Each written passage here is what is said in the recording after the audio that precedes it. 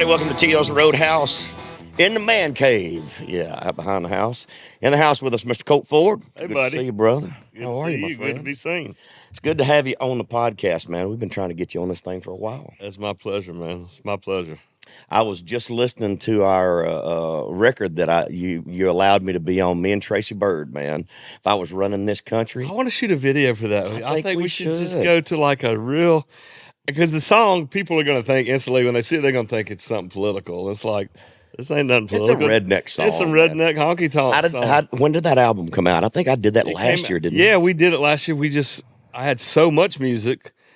You know, first it was like, oh, you need to finish. And then all of a sudden they're like, you got too much music. And I'm like, so I put out kind of a EP, and then we followed it up, added those back on to the song, like 24 songs. It just came out about 3 weeks ago called Must Be the Country. And that song, I mean, I'm like, for so many years, they've told me, we don't know if you're country. I'm like, well, I don't know where you're from, but where I'm from, I am. I'm like, that song, that's as country as anything I've heard come out of Nashville. And I loved it, and the track was awesome, man. I don't know the pickers that you had on them, but you could tell they were A-level players. I think Moose is probably playing keys, and I think Swine was on bass. That's my guitar player's playing guitar. He's a chicken-picking fool. Oh, yeah. That guy can play. Yeah, man. That's one of his favorite because he got to really do some chicken picking, but that song's fun. I think it'd be fun to, like, do a video of that, like in an old honky tonk, or maybe go sit up and do it like we just set up a card table in the middle of the Country Music Hall of Fame and do it in there and show some of the people we're talking about. Absolutely. What was the name of the album? Must Be the Country. Must Be the Country. Yeah. There it is right there on the screen. Yeah. And you had a ton of other artists that were on that project. Who else did you have on it? Good Lord. I know Jamie Johnson was one of them. Matt Stell's on there. No, Jamie was on my, oddly enough, the very first person I ever wrote a song with in Nashville was Jamie Johnson. No kidding. And people, Jeremy Popoff from the rock band Lit. Mm-hmm. I had a connection there, and I came up here, and he goes, do you know who Jamie Johnson is? I was like, yeah, I love that Dollar record. He goes, well, he's coming over here about him. And I told him about you. And this is before Ride Through the Country's ever even come out. And he's like, Jamie's a little different. He's like, now, I don't know if y'all are going to fight. We're going to write a song. Or he's going to tell us to kiss his ass and leave. I said, well, I've been through all three of those things before. And so he came, and we wrote a song called Tailgates on my first record. And then Jamie sang on my record called Cold Beer. I went to the studio the next day, the big studio. Him and Noah Gordon had that studio over there off the road. I'd never been in the studio. Now I didn't know how it worked. I'm going in the studio. All we got's an acoustic and the vocal. Yeah. I didn't know anything about that. I'd written a lot of songs and a lot of hip hop songs. What year was this? This has been 2007. No kidding. And so I didn't know. And we go in there, and Jamie's like, all right, we're going to play it. He's like, do the verse. And I'm like, I'm watching these guys write stuff down. I'm like, what the hell are they writing down? The ones and threes. 4, diamond, 6. I'm like, I don't know what any of that means. I'm looking at Shannon. He's going, so we're sitting there, and then all of a sudden, they go in there, and the second take, it was like a blind man being able to see. And I didn't know about players either. So I'm sitting there in this session. Well, Jamie put it together. Hey, Jacobs is on fiddle. Moose is there. Swine's there. I don't know any of these guys that have played on 100 million records, And it was just eye opening and great. And but sorry, I got off track there. But no, there's so many different people. Dylan Carmichael's on this record, the first single, which I love. Dylan, he's Eddie and John Michael's nephew. I've got a chance to spend some time with him over the years, man. I think Dylan's great, and he's just good, true country. And I'm liking seeing a lot of that coming back. Though I'm always a little different. But even my stuff now, like hell, I sound like Merle Haggard compared to some of the stuff coming out of here today. But I think traditional country, there's a lot of that stuff that's coming back, and you can kind of see it kind of working its way back in. But I think a lot of it is the mood of the people out there in the country. People, right. And if radio's not going to play it, people are going to find it in other places. They can find it now. We have a kid on our label. I don't know if you've ever heard of this kid named Brian Martin. He was an oil rig kid, Louisiana, Texas. It's very similar to you or Jamie or, Cody James. He's streaming 7.5 million a week right now. He never been on the radio. Wow. Never been on the radio. Wow. Just incredible songwriter.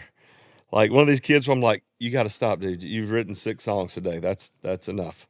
Like it just pours out of him. And it's very old school, traditional. And I'm like 7.5 million a week. I mean, like, That's crazy. never been on the radio ever. Wow. Why would you even care to? Well, that's what I'm saying. I'm like, who cares? I mean, like, it's great. You know, and from folks outside looking in, this music business can be so confusing. Just like for a young guy coming in town, walking to the studio for the first time, it's like walking into a foreign country, man. I mean, really and truly, it is if you've never been in that environment. Just the way the players are structured, the way a good high end producer runs a session, just the caliber of the engineers and the quality of the studios and the places, and knowing that you're in a town where if there's anything that you need. You know, Cartage is a phone call away. Yeah. I mean, any kind of gear, any players, sound, whatever you want. instruments, anything you need is a phone call and 10, 15 minutes away. Yeah. It's that real. Nashville is really cool like that. And I'm dealing with some new young artists on our label right now who've, you know, like all of us, we're still artists too, but we've been doing it a lot longer. And there's times I got an artist now doing it's like, I'm not sure if I like how things are going. I was like, it's been a month. I mean, the record's been out a month. Like, hang on. It's, you know, like, but that younger generation's so used to instant gratification. Instagram, I mean, like they do it. And I'm like, I don't know that makes you a star because well, and to me, something popping on TikTok. I don't know that means you're going to go out there. I mean, and are you good? Can I go put you on an hour in front of Tracy? Do you know how to do an hour show? I mean, like, I don't know. And then you wonder, it's like, okay, so I do get one thing to go viral. It's not like stringing a bunch of top 10s or top 5 songs together. Right. You don't, there's a thing called momentum.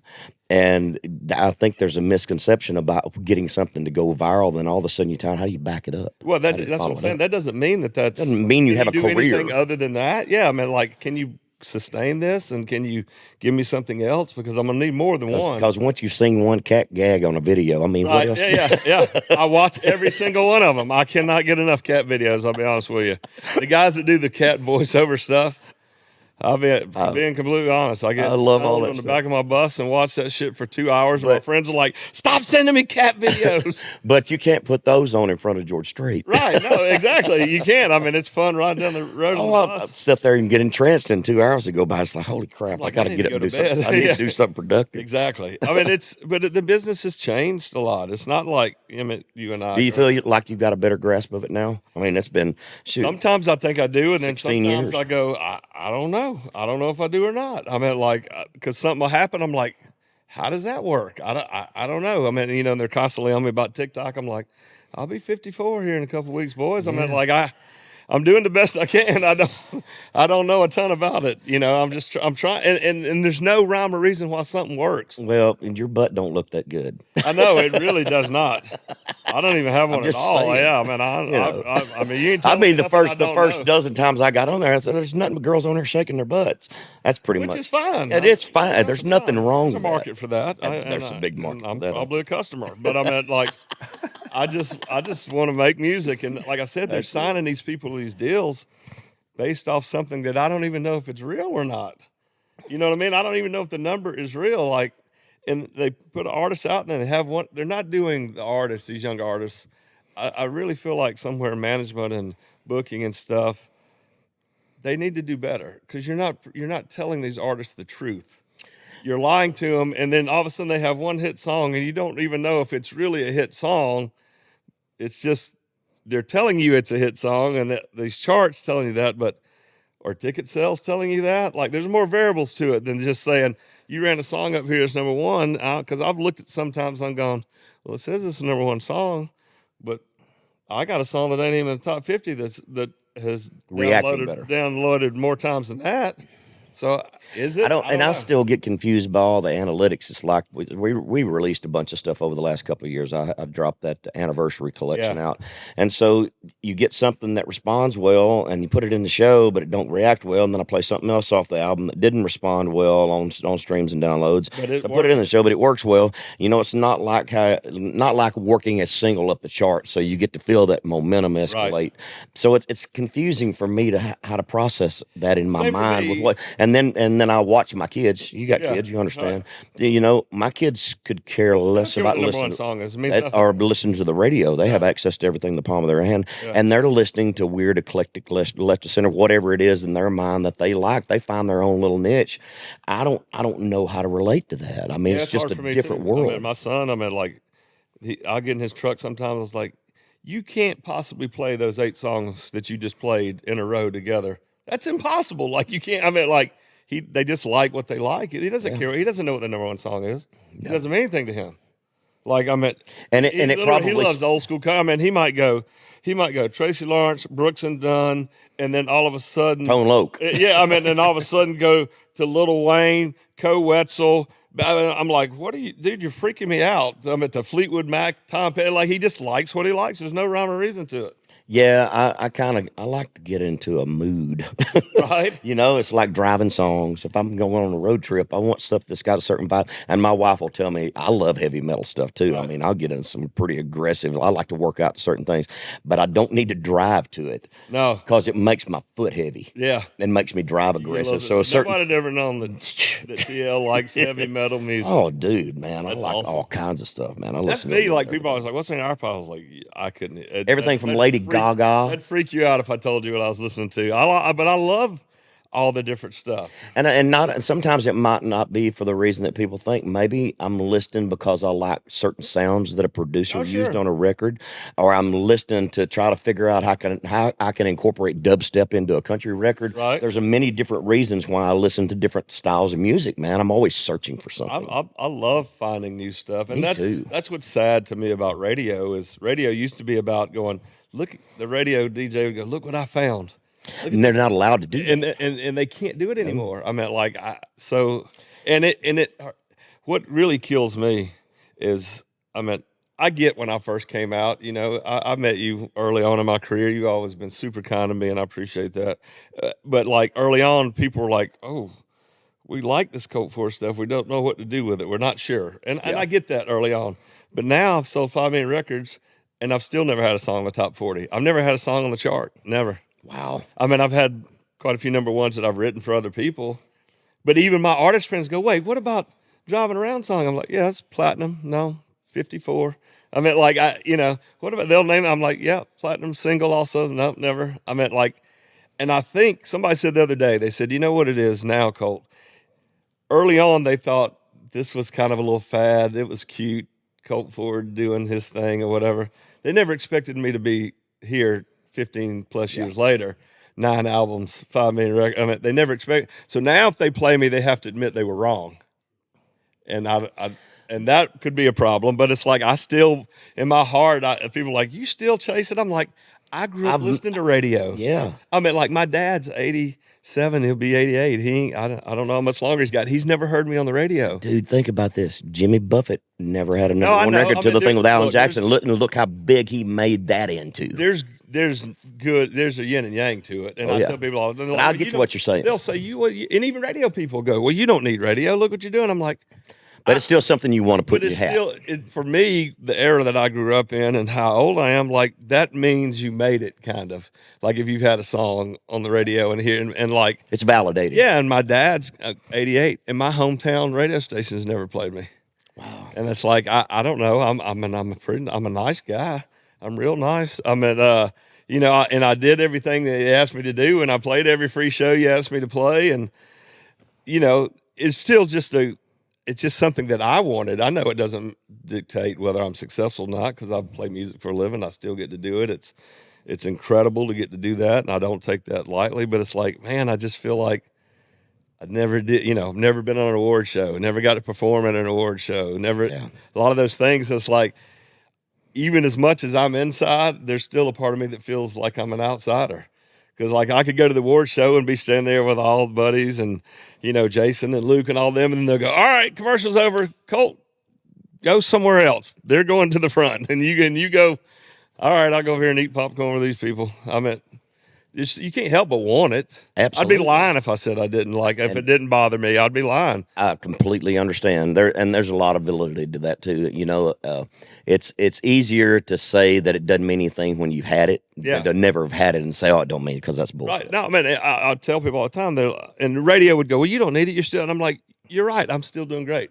But there's still promoters that go, well, no, I can't take Colt because he's not on the radio. Or even bigger artist friends that go, well, they won't let you go because you're not on the radio. I'm like, are we talking about going to a radio station, or do you want to sell tickets? Because I can do that. I sell tickets. Yeah. I put on a show like why would you not want somebody that's going to get the crowd fired up and people, so I don't know. I just keep playing. I just keep fighting and trying to make the best music I can make. But things have changed a lot. I mean, since '07, since you first got to town, the whole landscape with the social media platform has allowed opportunities for people that might not have been able to have the same success. So there's good to it. I realize that because there's somewhere a kid can make it without having to do all the other stuff. But it still doesn't. It's just like, well, you won American Idol, so what? Don't mean you're going to have a career. No, man. You've got 7 million TikTok followers. You're going to get a record deal, and they're not going to look at you unless you have so many followers. Doesn't mean you're going to have a radio career. It does not mean it. And that's what I don't think a lot of the younger artists can translate. But I'm doing so, but they can't quite understand how to connect those dots. And honestly, I don't know sometimes how to connect those dots. You know what I mean? Like, and sometimes your buddies can come along and help you. Find out who your friends are. Yeah. That was huge. That was huge for Tim and Kenny to be a part. And that absolutely. And I thought it was they wouldn't be where they are without me. Exactly. I thought, boy, if you guys wouldn't have had TL on that song.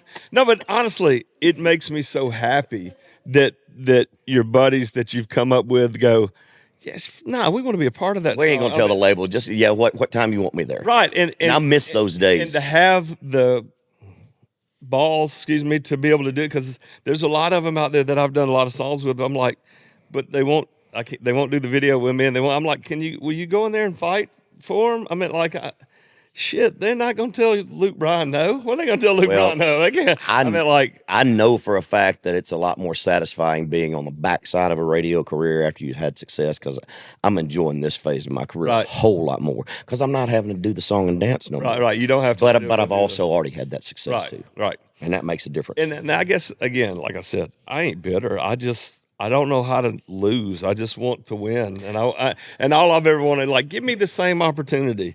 If you play this record a couple hundred times and you go, Colt, I'm okay with that. Yeah. At least give me a shot. That. But when you go, I just don't know. I mean, like, I don't know what's going to happen when I leave your man cave here, but I got shit to do, and you're probably going to ask me to leave, so I got to go. I mean, like, you got to go. I can't be scared that I don't know what's going to happen. But you've had some success that I haven't, man. I've never had a hit record as a songwriter on somebody else, and you've had a few of those, man. I didn't realize I was going through all your stuff. I didn't realize you wrote Dirt Road Anthem. Yeah, Dirt Road Anthem. That's my song. That was on my first. That's my first album. I mean that. We had already done. I think I'd probably done 300,000 or 400,000 of that before Jason ever recorded it. Wow. And it had never been on the radio.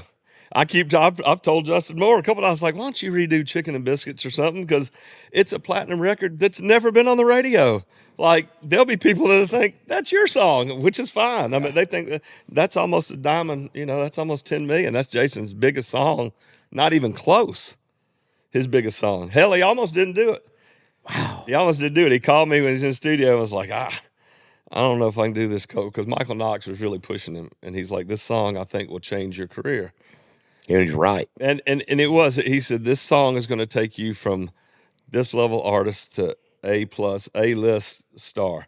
I didn't know. Me and Brantley Gilbert wrote that song together. We were just writing some old redneck shit that we liked. I didn't think we didn't know nobody would care nothing about that. And, landscape sure has changed, man. Yeah. I mean, it's amazing how diverse country music is. And you can hear things that are rap influenced, rock influenced, R&B, Western swing, gospel. I mean, it's got little hints of everything in it. We're kind of the melting pot. We're America's music, man. Nashville is country music it can go any direction. And that's what's cool, is because a lot of other genres, you can't do that. You can't jump over here into ours as easy as there's so many talented artists in Nashville to go. I can make.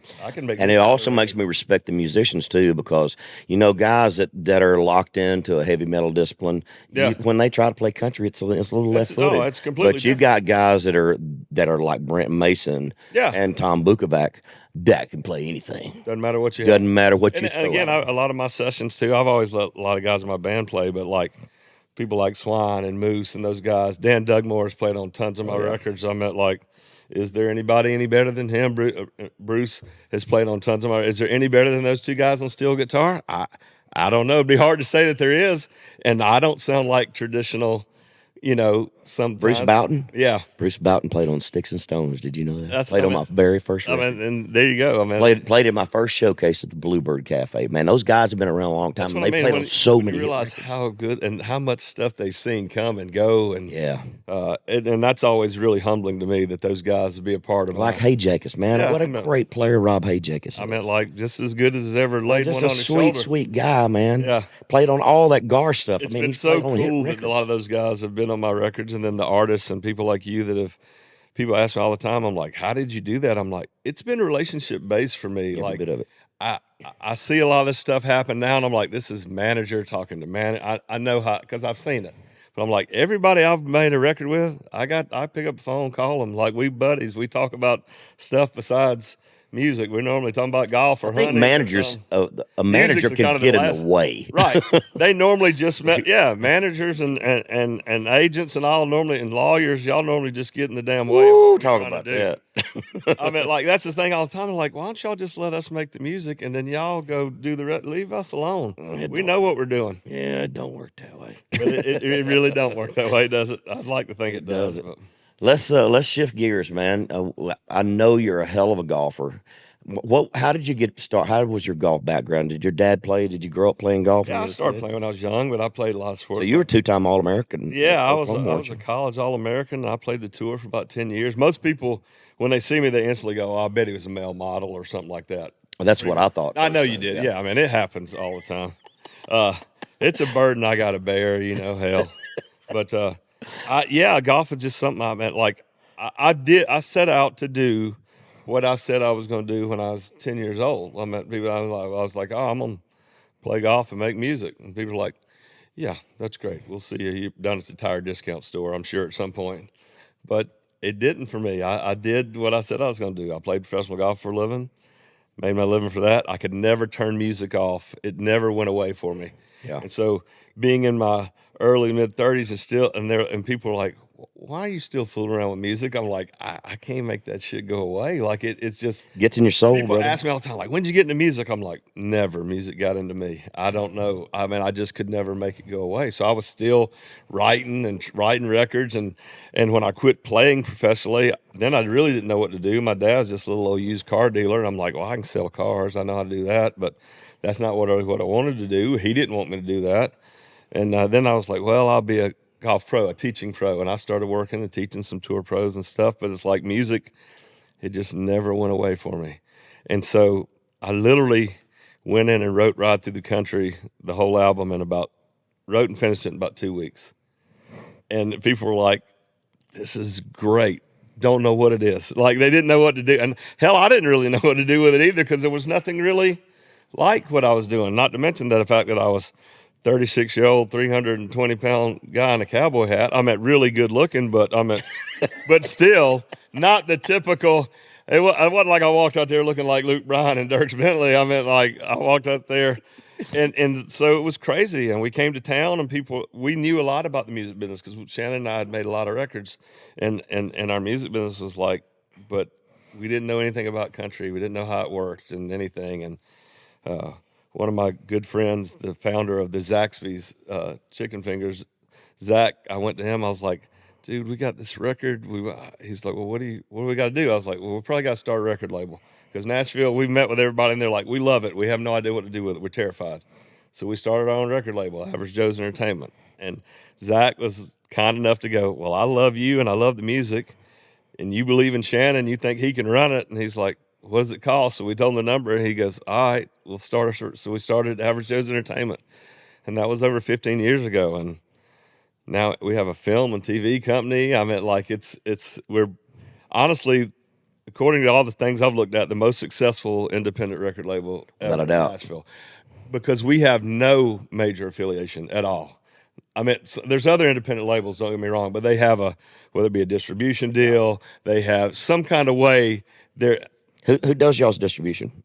You do it. You're not going through Orchard or anything. We did all of our deals direct. Shannon did all of them direct. Wow. I mean, he's a genius with that kind of stuff. But that's easier since most of it's digital. Yeah, now like are you doing any physical at all? Yeah, I mean, we still, and my fans are so damn country. Some of my fans are country. Some of them still got cassette players Right, in the exactly. truck. That's what's funny. Like that, some radio go, I don't know if you're country. I'm like, where are you from? Because if you go to my show, they country that scare you. Like, Oh yeah, these are they're real country folks. Like, yeah, from down in the holler and down in the, I mean, like there's real guys country folks. running catfish lines at midnight. Yeah, trot lines with a damn milk jug. Dang right, I floating mean, jugs. I just, yeah. So I don't know. It's been an interesting ride, and I know it's been a little odd and different for me. But I mean, like I tell people all the time when they're the country and the rap and all that stuff, and it's like, go back. What do you think? Listen to Smoke that cigarette. Listen to Hot Rod Lincoln. What do you think they're doing there? They're making songs with words that rhyme together. I mean, you realize Carrie Underwood don't sound like Loretta Lynn to me either. I mean, No. so, I mean, like that's what I don't understand. Like they'll say this, I'm like, yeah, I hadn't heard anybody. You know, I mean, they're good, but like music, it changes, it evolves. To me, it's the content and the person delivering. Like you can tell whether this is fake or real. Like, and I remember Red Akins was like told a Billboard, somebody's like, if you don't understand Colt, go to a show, go see him play.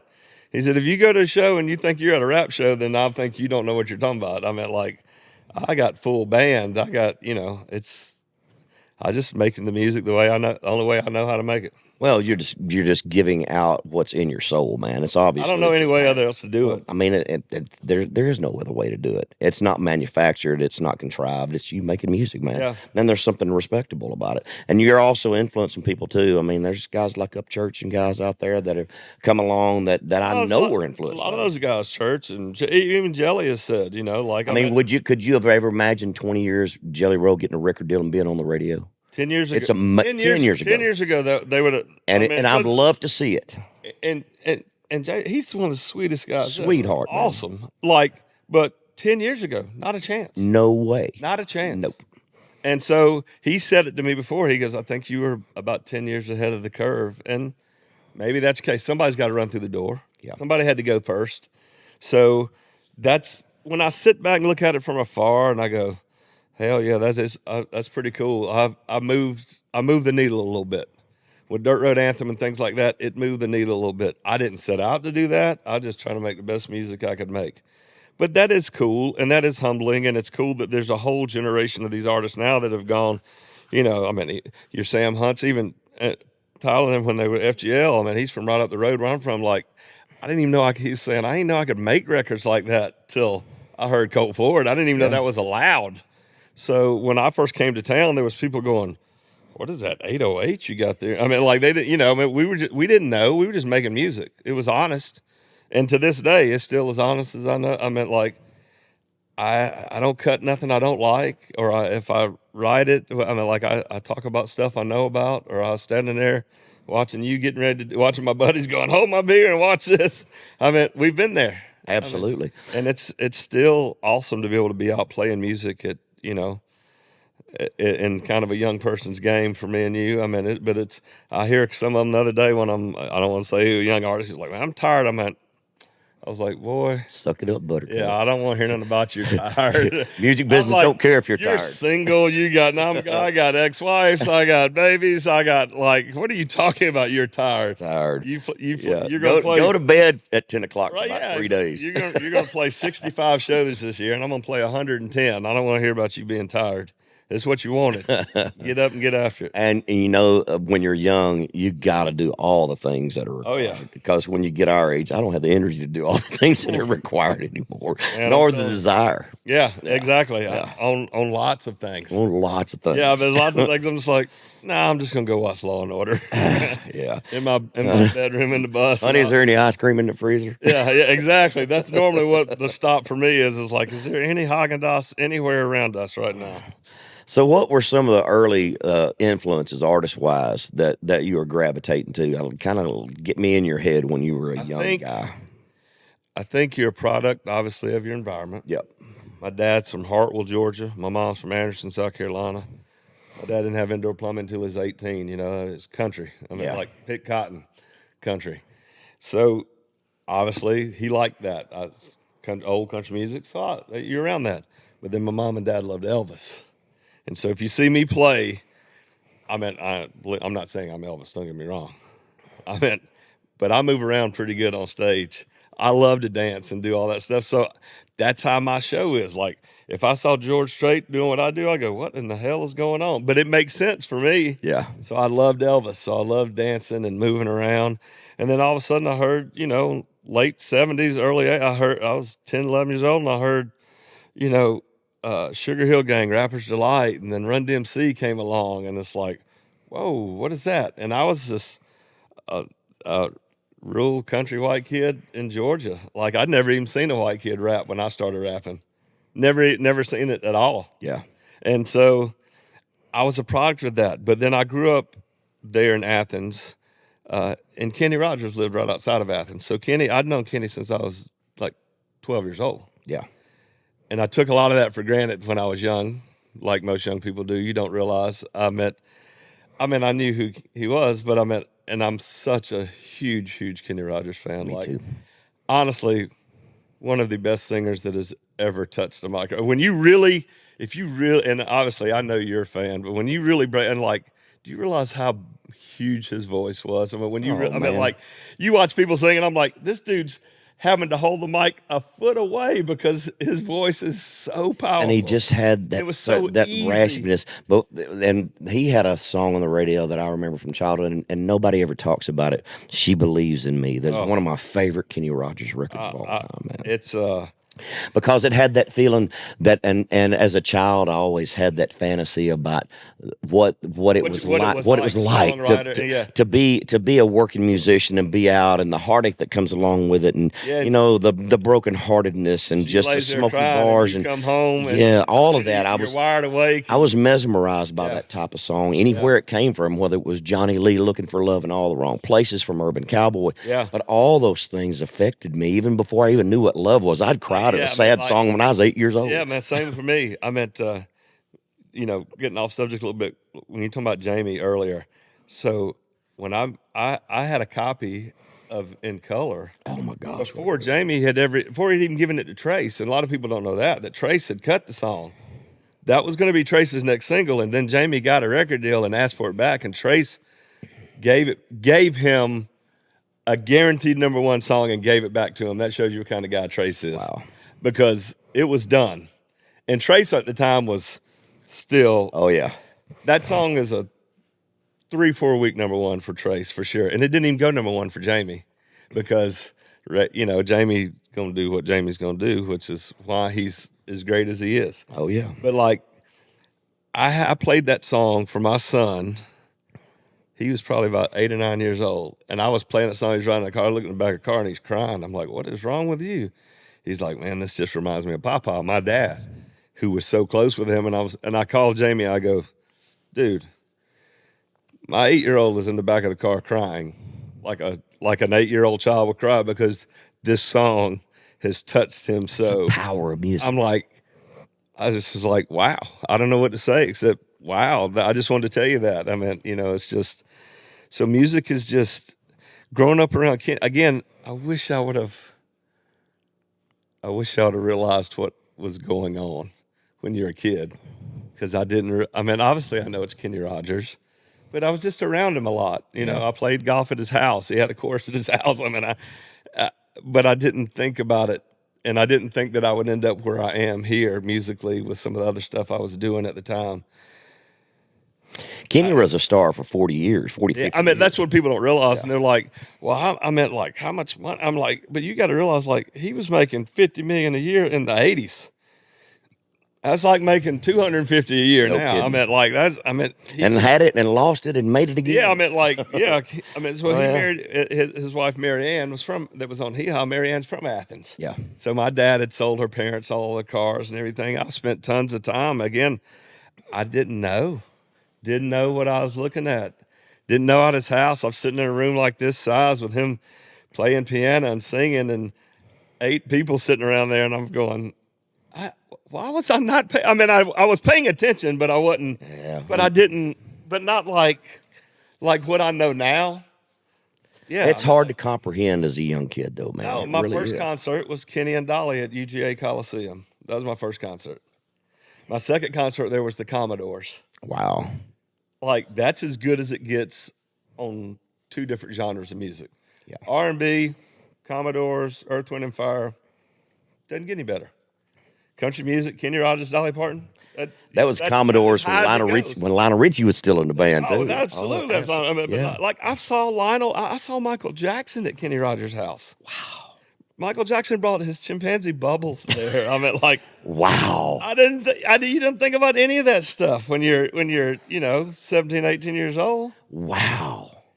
That's crazy. So Kenny, man. I don't know if you remember, he used to do that challenge. Kenny was a very good athlete, a very good tennis player, and became a pretty good golfer. But he built that golf course at his house. It started with just one hole, and then it would turn into another hole. I think number 2's tee box was outside his bedroom window. The third hole, it's right by the bedroom window. Yeah. So I mean, he did this thing at J.C. Penney's. While it was on TV, they played tennis, they fished, they played golf, and they played basketball. It was teams. And he had like somebody from the NBA. So he had Bird there. He had Michael Jordan there. This is right outside of Athens. Michael Jordan there. Bird gave him a parquet basketball court, the same as Boston Garden. Wow. His barn was bigger than the UGA Basketball Coliseum. I meant, had secret passages through it, all kinds of stuff. The horses lived better than I was living back that he had. I mean, he had a pond. He could heat and cool. You want a trout in it next week? I mean, we'd play golf. This one I was playing for a living. I'd come, he'd go, there's a hole here, and I'd go, oh, shit, I'll just hit it right over that. And he'd move a tree. And I don't mean a tree. I mean tree. 50-footer. Yeah, with the big like he rode around a golf cart with a spray can in there, and I'd come back from playing on tour 2 weeks later, and it'd be 2 50-foot trees. He's like, well, you can't do that now. And I'm like, no, you're right. I cannot do that. This wasn't a little landscaping job. This was bringing them tractor trailers in. Yeah. But it was it's unbelievable. And he was super kind and nice to me. And I wish I'd have spent more time. And I wish I would have gotten to know him better. He was always gracious to me like that. And I remember playing in Athens before he sold that house and him inviting us. We went out, spent the day at his house, and the Labs chased us around and ate our golf balls. I didn't think about when all of that. Early 90s when the Braves were killing it. Oh, yeah. We'd play golf at his house, then hop in his helicopter at the farm and land across the street from Brave Stadium and go sit there and watch the Braves. I'm like 20 years old. I'm like, oh, yeah, shit, everybody does this, right? This is what you do. Yeah. Play golf, hop in a helicopter, Kenny, go watch the Braves, front row, Ted Turner. Normal shit. It's good to be the king. I didn't know. I didn't know. I went out to Vegas. He was the gambler, man. Went out to Vegas with him one time. And all of a sudden it's like, I'm calling my dad. I'm like, I'm never coming home. I'm 21 years old. I'm like, I'm never leaving here. This is the greatest thing ever. Wow. You didn't know. I didn't know. So I've been lucky to be around some. And then when I got to town here, man, the artists, people like you, John Michael, some of the artists that have been around that I had so much. Everybody was super nice to me, has been really kind to me. And I built it off relationships. To me, that's what life is. Like, I don't care if you sold 100 million records. I mean, if you're a nice guy, then I want to hang out with you. If you're an asshole, I don't. I agree. I don't care if you sold. I don't care how many you sold. The older I get, the less I care. Right. It's like, I just want to hang out with people that are good people, and I like to see other people win. I like to see people do good. So what's in Average Joe's, what other things do you have your hands in on? I mean, you've been there and watched that whole thing grow and spread out into movies and just documentaries and different things, man. What other projects you got? We got a couple of new artists. We got a new artist that I brought that I found actually from Ardmore, Oklahoma, where my fiance's from, a kid named Blake Fades. And he was just kind of a big 6'3" country white kid that worked on a farm with cows.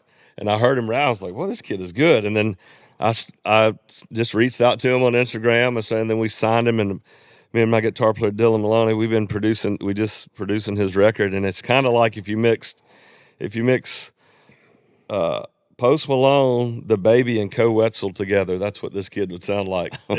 And I played it for Apple Music. They're like, that doesn't exist. I was like, oh, it exists. I got it. I meant like, so it's fun being creative and maybe helping some of these younger artists out. So you literally have no boundaries? No. Musically? No, I don't. Because I've done so much in other genres. I've written so much. I know a lot of, like, it's funny now. I see the other guys kind of getting the credit. They're like, oh, so hey, look at Morgan did this song a little. I was like, who you think did that shit first? I did that first. I did a song with Run DMC. Like, Tim McGraw did with Nelly, but as far as the whole next level of it, like, I was breaking the walls I down. did it first. I was the first person to ever have the #1 record on the country chart and the rap chart at the same time. I don't know if that'll ever happen again. I don't know. But I didn't do it to win no award, to try to be first. I was just trying to make the best music I could make. So. And I think formats have been designed just for marketing purposes and for product placement. But really and truly, the public never really cares because all my friends growing up, man, I might be listening to the rock station 1 minute or the classic country over here, or God knows whatever else. I mean, I move all up and down the dial. XM now, man, like you get in my truck, like you probably be irritated because I mean, I might go from 70s R&B. I love that yacht rock. I listen to yacht rock all the time. Yeah. When they put it on hiatus for one of the holidays, I lose my freaking mind because I love listening to all that old groovy stuff. I mean, like I don't know. I just like all kinds of stuff. Anything that's honest and authentic. I think the first time I met you, I was trying to think, was at a festival in Wisconsin. I think. Was the first time that I'd ever met you. That would have been like Country Thunder or something like that. 08, 09 or something like that. I just remember that was the first time I'd ever met. And I wanted, like I said, I'm a relationship guy. Like I didn't care if we ever did music together. I just wanted to build relationships. And from the moment I met you, you've been super kind to me. I just want to tell you I appreciate that. Absolutely, brother. There's a lot of people in the town that didn't. I mean, or they'd act like, but like I like good, honest, authenticity. Dude, I grew up in a town of 1,100 people. I graduated in the largest class that came out of school. We had 49 graduating seniors. There was 52 of us in class. 3 of them didn't make it. Right. Yeah. Well, there's always a few that can't make it. You know, Junior and them just couldn't quite cut it. Yeah, and some of them had failed 2 or 3 times. You know, grew up in a dry county that was the wettest dry county in the state of Arkansas. We all started drinking at a young age. There wasn't nothing else to do. You know, we ride around on the gravel roads and find some place to build a fire. Dirt Road Anthem was just what we did. That's it. There wasn't nothing else to do. Me and Brantley wrote Dirt Road Anthem in no lie in 25 minutes. Wow. Had no idea what we were doing. I was picking him up to go write with our dear friend Mike Deacle. I don't know if you ever ran across Mike. Mike wrote, he wrote tons of stuff for Kenny. Mike never moved here, but he had multiple #1. He's probably had 8 or 10 #1 songs. But he was a State Farm insurance agent, and him and Kenny were close. He wrote, good Lord, he wrote one of the Kenny's huge records. I'm just drawing a blank. All of a sudden it happens when you get old. But like Kenny goes, I'd stay here and write and keep doing what you're doing with your State Farm. And Mike passed away a year or so ago, a little over a year ago, and he kind of mentored Brantley and I. And Brantley and I were very different from what he wrote, we were very different than what Mike wrote, Yeah. Writing old Kenny Rogers stuff, and just all kinds of stuff like that. But he was still, I'd known him since I was a kid. He met Brantley, but he still mentored us. Country Must Be Countrywide. He was a writer on that with me and Brantley. He has 3 or 4 #1s with Brantley, and we got a couple together. And so just being around those guys that had that, it's just. But music fun. To me, if you look back over decades, like Aerosmith and Run DMC, music breaks barriers down. Sure. And people that find a common ground in music, racism and prejudice and jealousy, none of that matters. I tell people none of it matters. I'm like, if you take 2 artists that know who they are, they're comfortable with who they are as artists, comfortable in their own skin. I don't give a shit who it is. You and Kanye West, I promise you get in a room, you'll make a cool song. Absolutely. Music, transcends all of it. DMC from Run DMC, Daryl has become a great friend of mine. He'd say, man, music transcends politics and religions. Absolutely. And I'm like, yes, I agree with that. Maybe musicians should run the world. Maybe. What are we talking about running this country? What we'd do. Maybe it would be, because honest to God, I ain't never cared nothing about what color. I don't care anything about. I never did. This music is good and bad. People are the same way to me. Like, there's good and bad. And if I don't like you, I don't like you for a reason. It's not because of the color of your skin. Oh no! If I don't like you, I don't like you. But you've done something that has offended me. I'm just like, I don't understand people like that. And that's what makes music so great. That it's just transcends all that, and people out there having fun. And that's our goal, is put on a show, and these people forget about that BS for Absolutely. whatever. And I try real hard, and I have we talked before we started the podcast today. Just we all have our personal opinions.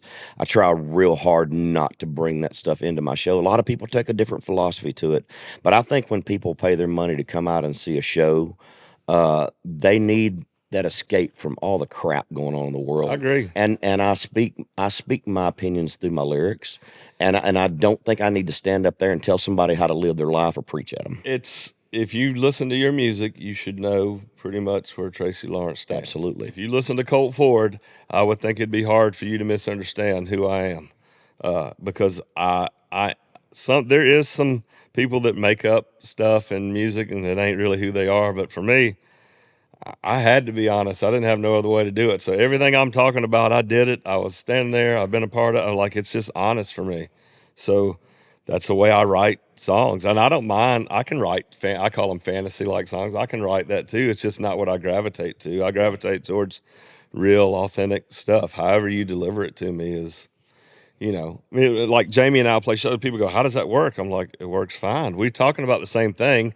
I just deliver it differently than he does. And you can take any lyric, and a producer with vision can take a song any way that it's written and turn it into any other format that they choose to in the country. It's just a lyric, man. You can do anything you want in the production. You think about Darius. I mean, if Hootie and the Blowfish came out today, they'd be a country band. Absolutely. The Eagles would be a country band. mean, Eagles, all you do is you'd throw in some steel and fiddle and change some instrumentation, and it'd be country.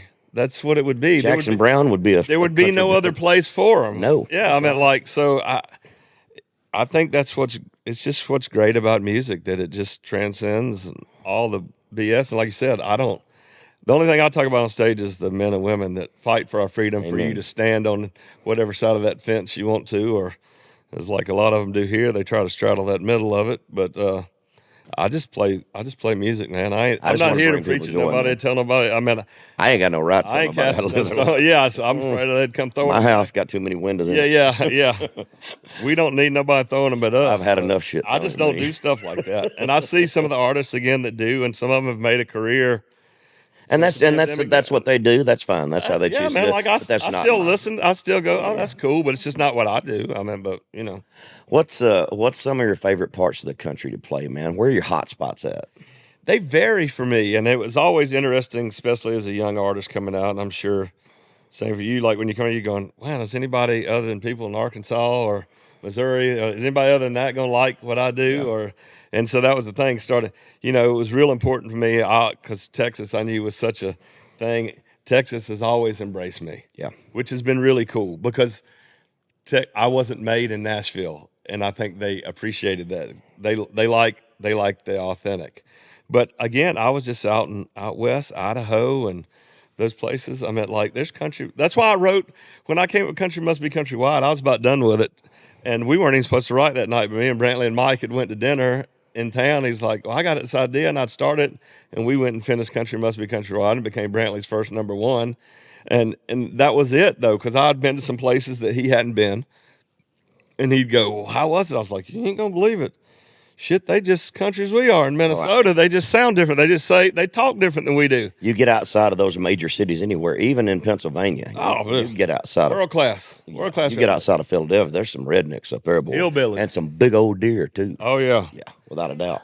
Well, it's like going to Green Bay, man. Yeah. You ever go to a Green Bay Packers football game? Oh, yeah. In the winter, I've been to several of them up there. Ain't nothing but camo and orange. That's all it is. That's all that's up there, man, and they live it too. Country son. folks that's where I was like, they just countrywide. They everywhere. That was kind of where I came up with it. I was like, they like what we like. I did a tour there at church in like 2010, just right when he was really Chief was coming out. He was really getting to, and he took me with him to Canada, and we did like 26 shows in February. Would you get the chance to do that again? Pass on that. Don't worry, it is cold. I couldn't do 26 shows in a month if somebody held a gun to my head. Different kind of cold from an old boy like me is used to. But like, I got back, I'm like, these people are just country. Oh, without a doubt. Like rebel flags flying in their truck. I'm like, everything tripped me out. I was like, wow, this is crazy. They just talk different. Had any chance to do overseas stuff? Yeah, I've done some stuff overseas, and that's been fun to go over. Toby's, the king of all that. And Toby, has been somebody who's been super close to me, and he's doing a lot better right now. I'm glad, man. I I've been spoke to worried him. about He him. said, "Tell you hello." I spoke to him yesterday. Yeah, it's nice because the world still needs a little more Toby Keith. Yeah, It's man. like Fucking some more love Tracy Toby. Lawrence. You know I'm a #1 fan. Oh, Lindsay speaks I up. do. Oh, she's jumping on in there. I think you tried to do that a while ago, and I ignored you. I did. You did. You was him that sounded ignored like you. my wife. Yeah, it wasn't me. You Yeah, sounded it wasn't the male model in the room that was ignoring me. It was you. There's easy. I don't want to cause no trouble. There's a song that you have, and my favorite line ever, the favorite lyrics is, "You've been to all 50 states. You've eaten on some $1,000 china, but you $1,000 love china. some paper plates." Amen. And I love some paper plates, and I've eaten at some nice. I saw your phone number. You from Alabama? I'm from Birmingham. Oh, there you go. Yeah, but He's from Arkansas. I'm from Georgia. yeah, we're all good old people. I did. I hate nothing worse than wearing my Arkansas stuff out around town. Somebody going, Alabama. No, it's not Alabama. So I just got to tell everybody that's been watching our podcast, Scott is usually here. And Scott's father is in hospice and is not in a very good place. So Lindsay is filling in for him today. Scott came out this morning and showed her what button to push. I didn't say buttons, button. Yeah. There are multiple. Are there? You're just not supposed to touch them. Yeah, exactly. I could have never done it, so don't feel bad. If it was up to me, we'd just be sitting here talking. I wouldn't be recording shit. Who knows if we're actually recording? Yeah, who knows? We even got you up on TV, man. Yeah, man. I was like, man, this is high class. I know. Shoot, we got all kinds of stuff up in here. And most of the time we do this on the bus, man. I've seen a lot of the things. Yeah, and the bus is left, when they leave, the middle of July and won't be back till the end of the month. West Coast, yeah. Yeah, we just been flying in and out. They've been everywhere. So it's just, it's easier. We had to adapt. So here we are. It's been good, though. I understand. I kind of like it. It's comfortable. I like it in here, too. Junior, what you got? Tell me something good. Well, here's the thing. I just started golfing recently. my Lord. I've been twice now, so I'm officially a golfer. Oh, you got it covered. I'm gonna get fitted for my green jacket next week, but I'm wondering if you got any funny or crazy good golf stories from out there on the course, because you hang out with some wild characters out there. So what you got? Some of them, yeah, there are some characters. There's a few of them. Playing golf with Daly and Kid Rock and people like that. And there's some stories that probably shouldn't tell. Yeah, you can't tell all of them. And no, it's like that preacher damn right. Tell it all. Tell it all. No, yeah. I don't believe I told that one. I tell everybody I got to wait for a few more people to die before I write that book. Yeah. So funny story.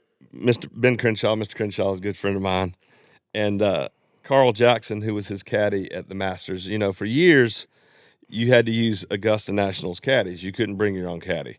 Carl was Ben's caddy. He was there when he won his last Masters, and they were giving Carl the keys to the city of Augusta. And this was probably 6-7 years ago. 8 years, I don't remember. And Mr. Ben said, "I want you to come play the show, which is downtown Augusta on, I think, Tuesday night. You come play. They're going to give him the keys of the city and all that stuff." So he'd been at Augusta Carl had been there 40, 50 years.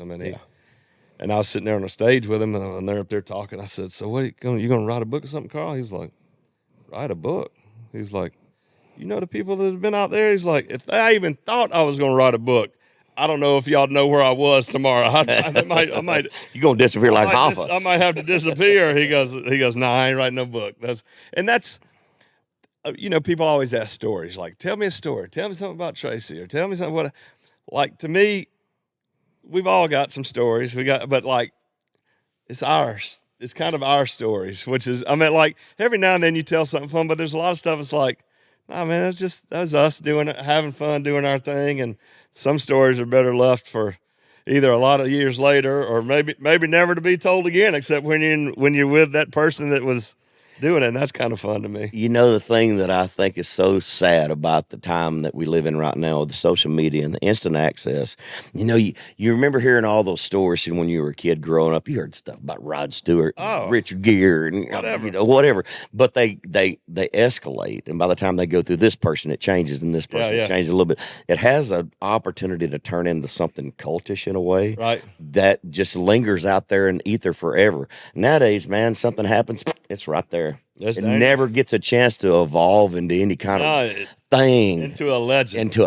Yeah, it never gets to do that anymore. No, because and so many of the stuff we grew up with, it's like, boy, you should have been there. Oh, Now somebody was there and they got a picture of it and it's already on Instagram and it was posted TikTok. 30 seconds after Yeah, it yeah. happened. Morgan Wallen cut his hair and it was on Fox News already, you know, so. He needs to grow that back. Well, Don't throw your mullet away too soon, I son. love Morgan, but son, who told you to do that? He's trying to escape something. The uproar of like Morgan and his mullet, and I've asked Tracy this before. I'm like, when you cut your mullet, like Oh, they flipped out. the world had to have gone crazy. Well, they did because it was that second woman's fault. She made me do it. Yeah, somebody else. Yeah, there was always a woman involved. I guarantee you there's a woman involved here somewhere. Generally. That woman is the most hated woman ever for Morgan. Absolutely. Oh, without a doubt. Well, all my life, especially playing golf stuff, my hair was short. I mean, I never had long. I didn't even know my hair curled. Because I never had. It wasn't much different than what yours is. Like it was always like that, and I just started letting it grow, and I was like, my hair curls. Like I didn't know that. But at one point, 5 years ago, I weighed 340 pounds, and so when I was like, my doctor was like, hey, you better quit screwing around. You're gonna fall over dead. So I started getting serious and losing some weight, and I was worried. You're talking about people now. I was worried, like, are they gonna like me? Because I meant. You know, it's like, you're the fun, fat, Colt Ford. Like, you know, it really became a concern. Like, will they like me if I lose weight? Like, I worry about jelly. Yeah, no, I mean, I worry about, I tell Jay too, I'm like, dude, when you're doing it, it doesn't seem like you don't know any different when you've been big. Like when I got that big, I was like, I didn't know I could feel any different until I started losing. It's like, oh shit. How'd you lose all the weight? Just diet? Being a jackass and stop. I meant like, you know how it is on the road. I meant like, well, you get fried food. right, it's fast food, it's fried food, and Truck stop food. And I wasn't a drinker, so I'd like Mountain Dew, which is the worst possible one you can like. And you know, after a show, it's hard to walk past those 6 pizzas that are sitting there on the bus. Because you're hungry, you just At worked midnight, out. I didn't eat it till 4:30 or so, and I just did 90-minute show and getting after it. And it's like it's hard to just walk on back to my bedroom and bypass that. But I kind of started doing that, and I got divorced. My ex-wife she's wonderful, but I found my person, and my fiance Megan, and she really helped me too with staying on me about sticking with the process and all that. So that's been a difference. So yeah. I don't know if you want to talk about it, but I'm gonna bring it up and give you an opportunity. I know that you had some eye issues that have really been giving you fits. I'm and talking about was it COVID related? I mean, we talked about this in the past. I mean, I'll let you tell it from your mouth. So I got during COVID. One day, my fiance Megan goes, "What's that spot on your eye?" And I'm like, "Spot on my eye? Don't know. Don't see no. I didn't know nothing. I wasn't having any problems." Went and saw Toby's best friend is an eye doctor there. So I went and saw him. He was like, take these drops 2 weeks, you'll be fine. I take the drops 2 weeks, still the same, maybe even a little bigger. I'm like, so I go back to Georgia. I got a friend that I play a lot of golf with and help with golf. He does, he's cataracts and all the LASIKs and all that, big eye doctor. I go see him. He walks in like a minute after walking in and goes, "You got to go see somebody else." And I'm like, oh shit. Because I don't see the thing in my eye. Yeah. I don't have any vision problems. I don't know. He goes, "You got to go see. There's a lady at Vanderbilt, this neuroocular." I'm like, I don't even know what that is, but okay. So I come up here, see her. She's like, "We got to get this out." I'm like, "When?" She's like, "Tomorrow." I'm like, "Wait, what?" She's like, "Yeah, if you'd have waited," because typical man, how men do. Like it ain't bothering me. Hell, I'm fine. I keep going. Rub some Hit dirt it with on a hammer. Rub some dirt on it. Get back in there.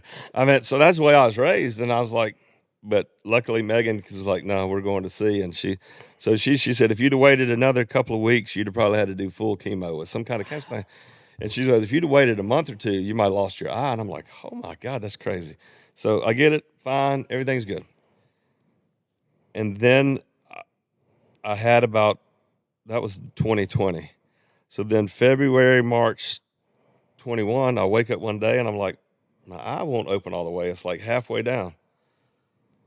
I don't know what's going on. And immediately I start to panic because I'm going, it's the same eye where I had the cancer thing. Is that this shit? Did it come? You don't, typical, you just start panicking. You don't know. Yeah.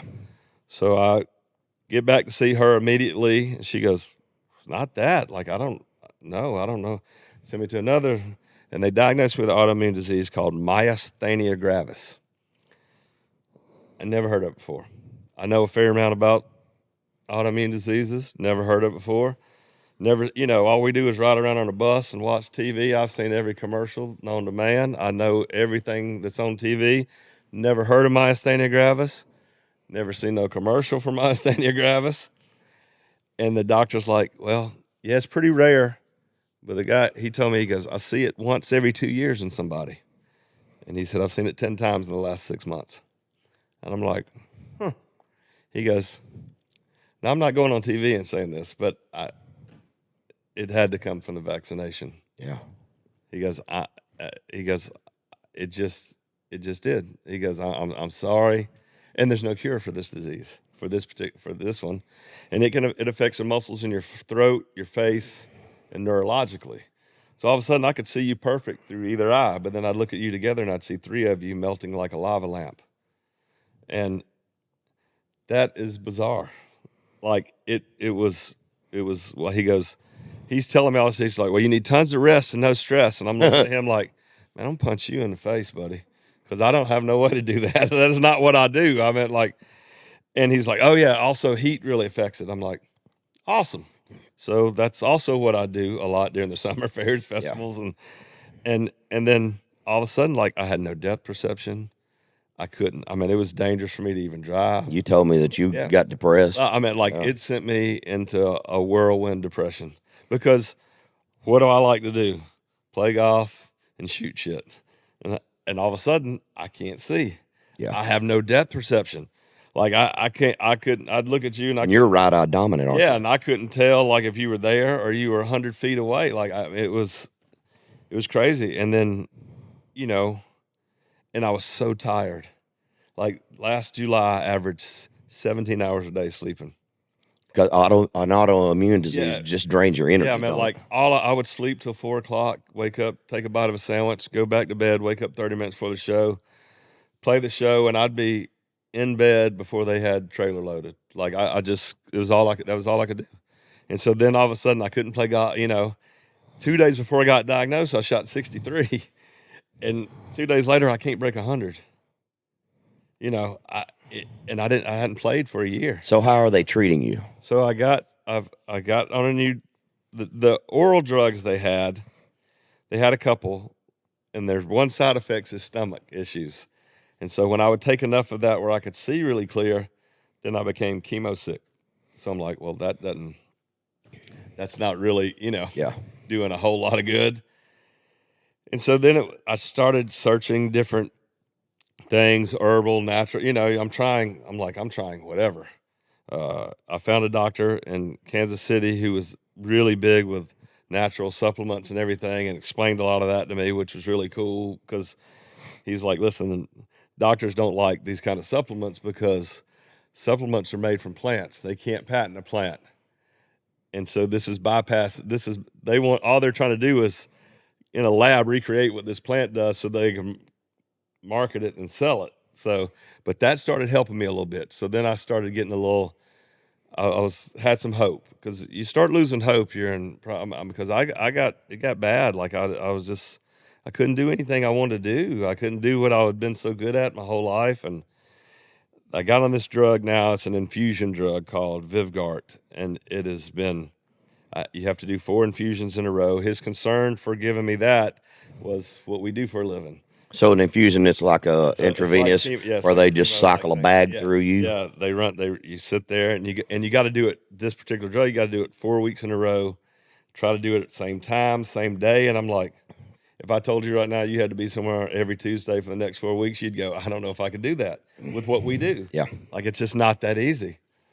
But anyway, I've done my first round of it. I'm feeling a ton better. I'll probably do another round here coming up soon, but for 2 months I've had feel like I've been completely healed almost for 2 months. So they don't know, it's still a little bit of a moving target as to how long it, lasts and how long you got to go in between treatments and everything, but I'm feeling a ton better. That's good. A ton better. That's and good. My outlook is a ton better. At least I know something that helps me now. Well, I'm glad to see it. You were very depressed the last time. Yeah, man, I saw it last time. That was 3 months ago at John's tournament. thing. Yep. And I went to play that because that was the first time I'd played. I just did it because John is, he's Yeah. one of my closest friends. We grew up playing together, and his hit and giggle. So it's like, we were right there in the same love group, like with John, those guys. But when I got done with that, and even though it's a hit and giggle thing, and I know that, and I But know you all still, that. but not being when you can't see the ball and you can't strike the ball the way Yeah. that you know naturally you're capable Yeah, of like doing. somebody told me, they're like, well, now you know how you can be like the rest of us. Like, I don't want to be like the rest of you. I don't want to do that. I spent my whole life working not be really like the hard to rest of not you be like the idiots. rest of you. Like, I don't mean that ugly, but like, I told my fiddle player, Justin, who, played Roy Clark for years, I said, well, if you played 3 notes wrong out of every 5 you played on your fiddle, would you be pissed? He's like, very. I was like, exactly. Like, you've worked your whole life to be elite at that. You don't do that. And I'm like, all of a sudden, I can't do anything with this ball that I've had.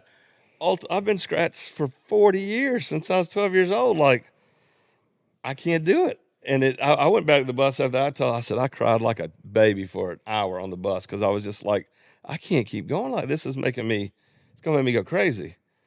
And luckily, again, Megan, she just fought through it almost for me sometimes when I couldn't fight for myself. She kept encouraging me and kept telling me to, get your ass up and fight, and got some new drugs now. I'm feeling a whole lot better. I know that I have something that does work. That's a plus. But back to where it came from, like I said, we ride around and watch TV all the time. I've seen every daggum commercial. I could do most of them for you in a one-man act. Never seen nothing about myasthenia gravis. I've seen 3 different drugs with myasthenia gravis commercials on TV now. I'm like, never seen it in my whole life. Just all of a sudden. So all of a sudden now and it's all this particular, it's like, y'all knew this did something like this. Y'all knew this. Or they didn't and they didn't care. I would think, that's what I'm saying. I think it's, well, either way it sucks. But I'm not sure what it is, but you don't all of a sudden have these drugs out of nowhere. Well, It's a little bit like the vaccination. I ain't no smart dude. I'm a redneck boy from Georgia, just like you, old country boy from Arkansas. But I know good and hell well you don't make drugs that you tell me are guaranteed safe, and you've made it in 6-8 months. And I'm telling you that don't work that way. And you're not going to make me believe that all these teenagers and people in their early 20s that are elite athletes are dropping like dropping dead like flies, flies. dying from cardio diseases and strokes and all. You're just not going to make me believe it's not related. Officer, I became friends with the chief medical officer of one of the top 3 biggest insurance companies in the world, and he said, they're not reporting. He said, can't believe the deaths from 18 to 45 that we're paying out on. It's up like 50%, like astronomical, that are perfectly healthy, have nothing. I mean, like, there's no explanation for this. Oh, there is. There's Well, I mean, yeah, there is an explanation for it. It just ain't the one that they want to hear. I mean, you think LeBron James' kid's got something wrong with it? You don't think he's got the best doctor, the best physical fitness? Amen. You got something else in you that's not normal. Yeah. I mean,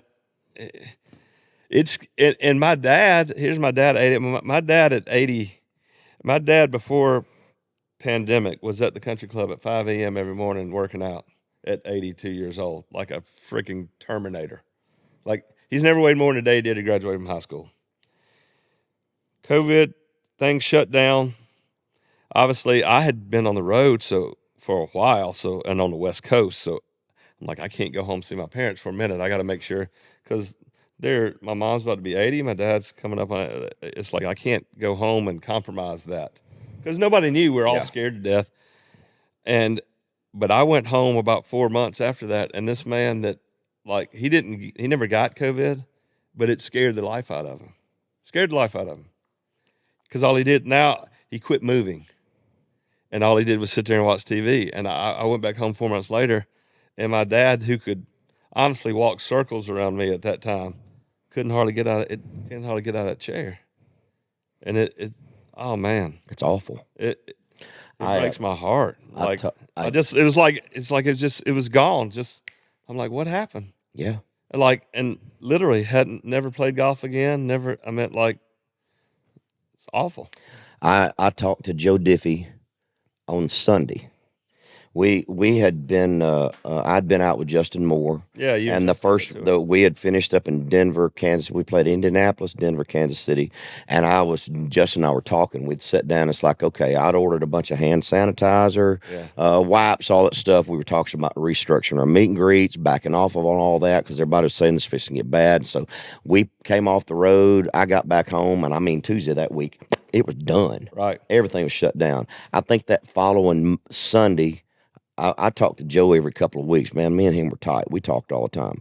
So I talked to Joe. He'd been down in Florida at Lori Morgan's house Yeah. and doing whatever. And he said, man, I just don't feel good. I'm having shortness of breath and everything. So when he got back to town on Monday, his wife made him go take a test. Yeah. Everything had to be sent off. So Right. Wednesday, the test came back and they said, yes, you've got it, came in. So she drove him to the medical center. They didn't even let her out of the car. Right. Got him out, made him fill out the paperwork, took him in the hospital, put him in a medically induced coma, and he died that Sunday. Yeah. She never saw him alive I again. saw him a few weeks before that too, and it's like, and God, what a just this prince of a guy. And Oh, one of loved the him best dearly, country man. singers has ever stood in front of a Oh, microphone. without a doubt. And just to know how quick I think he didn't have to die. We just didn't understand I it. mean, nobody knew what But to you don't do, put a what's guy his going on. size on a ventilator and throw him on his back for a week and expect him to, because he died of a heart attack. That's Right. what killed him. Yeah, I meant like, But you look back over all that. I mean, there was a lot of stuff that happened in a short period of time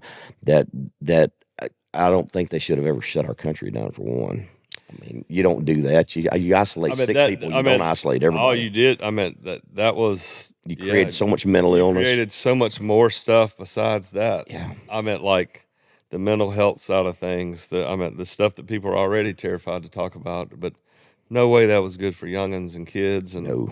I meant like, And we're more fortunate than a lot. I mean, being in Tennessee, I mean, things were fairly normal here. By July, we were back. The gyms were open. We were back to able to go doing things. Not so much downtown Nashville, but in the next county out where we live, things were fairly normal. Right. Restaurants were half capacity, but we were able to go buy groceries, and we're contained out here. I mean, we had compound Olympics. We had all the families Sure. down here. Yeah, We'd yeah. go out and play games and all this stuff. I mean, we just adapted. We did whatever we had to do. But I had friends in New York, man. People in the play world, man, they couldn't even go out.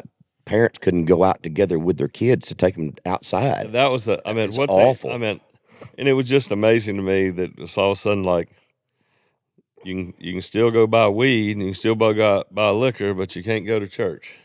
I mean, like there's a lot more evil stuff going on than people might want to care to. And I'm not a huge conspiracy theorist. I mean, I'm kind of a live and let live, and as long as you ain't hurting nobody. But We took the kids to see Sound of Freedom the other night, and I'm telling you what, it moved me. I don't know if you've my had a chance to see my it. mom, I hadn't got to see it yet, and my mama's been on me. She's like, "You've got to go see this movie." I just came off 3 weeks off the road, and hell, we leave again. We'll play here Thursday, but we leave again. It's like I just hadn't got to go see it, but my mom said it's pretty powerful. It was really powerful, and I don't understand why everybody got all up in arms over it, because I didn't really see anything that I mean, that's just if Everybody people gets all doing up that in and you got a arms about problem with it. everything, and they don't like the color of this chair now. I mean, it's like I ain't never done a thing to nobody because of the color of their skin. That's never been a thing to me. Like, I just don't even understand it. You know, I was born in 68, and I started kindergarten, I think, in 74, 75, something like that. The town that I grew up in, my kindergarten class was the first totally integrated kindergarten class in that school. They had integrated high school. Right. So I went from kindergarten through 12th grade with all the same kids. I knew everybody. I mean, I had birthday parties. I mean, they were all my friends. We Black, played. white, you we played fight. ball together, you We fought, get in you a fight played on the sports. playground. Next day we're fine. You go get back That's the on, way it was. suit up, and go home. Yeah. And so I never understood any of it. None of it ever made sense. It to was me. always the same for me, because I mean, I'm a year behind you. I'm at 69, and the same for me. Like, I didn't. These guys I grew up playing sports with, played We were ball all. with. I mean, We suited up. We got whipped at the same black, time. white, whatever. didn't Like, matter. I wrote a song. I wrote a song called "Pick Your Own Switch," which is Ooh, I've done that. the era And it that better be a what good we one. grew up in. Yeah, my mama still trying to make me do that. But like, we grew up in that era. Like, I meant, like, I could get a whipping at any house on my street. Oh, Daddy told the school if he gets in trouble at school, you whip him and then call me and I'm gonna whip him when he Yeah, I gets mean, home. like I told people, I was like, it was a possible 3 ass whipping day for me. Oh yeah, because Miss Judy's gonna whip my ass. I'm going. She sent me home, knowing that she's calling my mama, telling her now my mama's embarrassed. So as soon as I walk in, she's whipping my ass. Then I possibly have a third if she decides to tell Dad. oh yeah. When he gets home, so it's like these kids today, you even look at them wrong and you can't do that. I'm like, man, I got knocked out where I was at. It was a different day, and I've told my wife this. She laughs all the time. When we would get fireworks, my aunt was a smoker. I'm 5 years old, and I didn't get those little long wands. I got a cigarette to light firecrackers with, so I'm puffing on a cigarette at 5 or 6 years old, lighting firecrackers. Keep it lit. Just keep it lit. That's all. Yeah. But I'm just saying that's just the way it was. You know how many times This was the we've seatbelt. been yeah, exactly. Not necessarily this far apart, shooting bottle rockets at each other, and like the crazy stuff we did. All of it. I don't know. It's just a different time now, And I miss a lot of it. I mean, kids need to fall down. They need to learn what it feels like to get hurt at a young age. Get a trophy. And everybody don't get a trophy. I'm like, you're doing your kid a disservice. It's not right, because there's something that comes from losing. It should instill a desire in you to want to try harder and to practice harder and excel. And if you never get pushed to that level, you're never going to be able to achieve any kind of greatness in your life. My dad would say there's more than one L in losing. There's one for learning. You lose, you learn something. What did you do to make mistakes? You get better at it. Like I just don't. I don't understand some of it. I don't either, bro. It's sad and it's scary, and my son's getting ready to get married, and I'm thinking about him like having a kid. I'm like, do you wanna? I don't know. Like it scares me to death. Like I don't know. I don't know. Different time. Well, I don't want to stay down this rabbit hole, but I do want to ask you what new stuff you got coming out, what's on the horizon, and let's get all your socials and stuff out there for everybody. Man, I got this record. I got so much music I recorded. I was just I was bored. And I just right now just all over the board. So me and the kid Brian Martin, I was telling you about, have an EP coming out near the end of the year. Good. This album just came out with 24 songs on it. And there's an artist named Tech Nine from Missouri. He's a huge independent rapper. Been one of the biggest the last 20 years.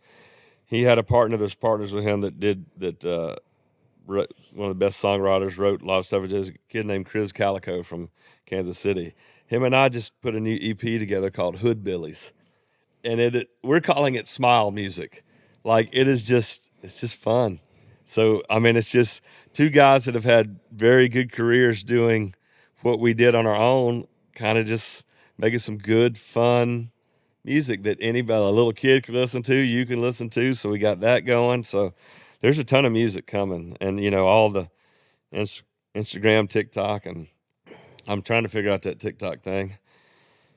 I don't know that that's made for you and I. I'll be honest with you. Well, other than the damn cat videos, you work on your butt a little bit. Yeah, work on them glutes. Yeah, I got it. It's more than a little bit. I'm gonna have to go see them Kardashian doctors, I think. Instead of trying to take it Give me one down, of just them pump it up a little Nicki bit. Minaj booties. I don't know. It's just. I'm just excited to be able to still be playing music and still be making music, and people still come to see and sing along, and you're still out there doing the same thing. It's a blessing, and it's lucky. We're so lucky to be able to do that, to play music for a living. I meant and to get out there and know that something. My dad would always go, something you do today might make a difference in somebody's life. Yeah. And when you're young, you're going, yeah, whatever, Dad. But he's right. Yeah, like that's, yeah. Remember that.